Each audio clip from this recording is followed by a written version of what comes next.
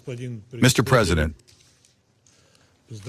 we congratulate Bahrain on assuming the duties of the presidency of the Council in April. We are grateful to the American presidency for their leadership of the Council in March, and in particular, for their excursion into the history of the early years of the Security Council in New York. We thank the Bahraini presidency, in the person of Foreign Minister Abdulatif Al-Zayani, for organizing the first ever Security Council briefing on the interaction between the World Organization and the Gulf Cooperation Council. We are grateful to Assistant Secretary General Khaled Kiari and Gulf Cooperation Council Secretary General Jassem Al-Budaiwi for their detailed reports. We consider the holding of today's briefing to be timely, primarily in the context of the current unprecedented spiral of violence in the region of the Greater Middle East, which unfortunately also affects states friendly to Russia, including the Gulf Cooperation Council countries. At the same time, we cannot agree with the one-sided remarks regarding the root causes of the current confrontation. However, attempts to distort the real picture of events and the cause and effect relationship fit well within the unconcealed desire of extra-regional forces to profit and gain benefit from the multiplying hotspots of chronic instability in the region. For our part, we would like to remind you once again that the current situation did not arise in a vacuum, but became a direct consequence of the unprovoked aggression of the United States and Israel against the sovereign territory of the Islamic Republic of Iran.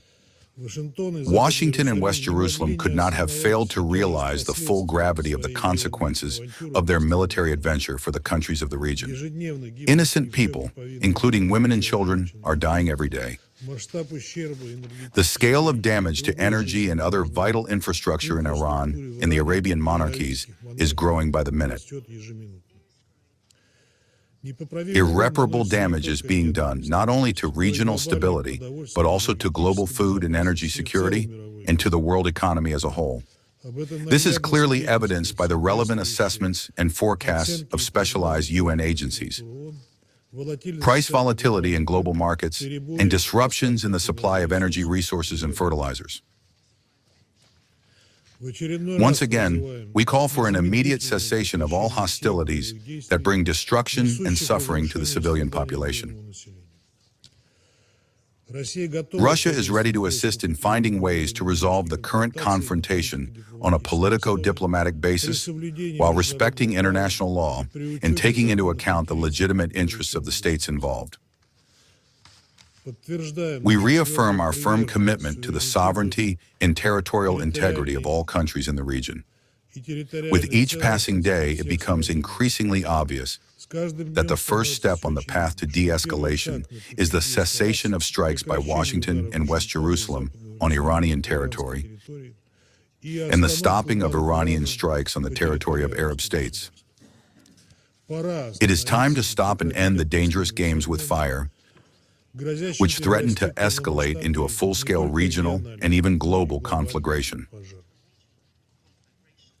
Mr. President, we share the assessments voiced today regarding the importance of intensifying interaction between the UN and the Gulf Cooperation Council as two organizations advocating in favor of ensuring peace and security on regional and global scales. We support such cooperation in the spirit of our traditional conviction regarding the need to take into account the opinions of regional organizations in the work of the Security Council in those areas that have a direct relation to them. We proceed from the premise that the Gulf Cooperation Council is an association of a politico-economic nature. We are convinced that our Arabian friends who belong to it have much to share with the Security Council in terms of analyzing the situation in the Gulf region, developing a joint response to current challenges and threats, and promoting a socio-economic unifying agenda. We, in turn, have established a regular exchange of views with the Gulf Cooperation Council on various topics of mutual interest. Dense political dialogue also lays a solid foundation for the further progressive development of the entire complex of trade, economic, and investment interaction between our country and our Arabian partners. Mr. President, the Gulf Cooperation Council member states rightfully occupy a place as one of the key centers of the emerging multipolar world and are consistently strengthening their authority as important players on the world stage.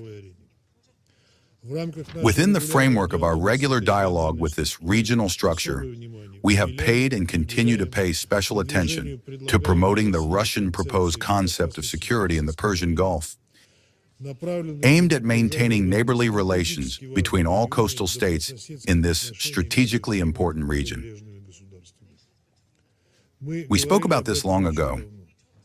The relevance of Russian developments and considerations is confirmed by recent events in the region. We always emphasize that the ideas set forth in our draft concept are not final.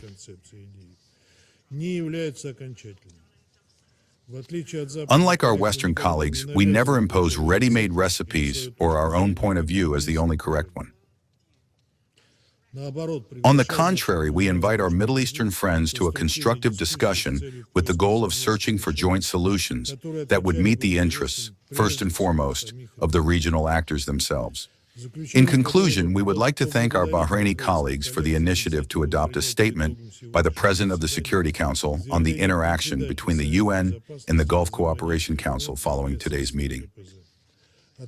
We note the constructive approach of the authors to the coordination of the text and the fact that we all managed to maintain the document in a depoliticized key. Thank you.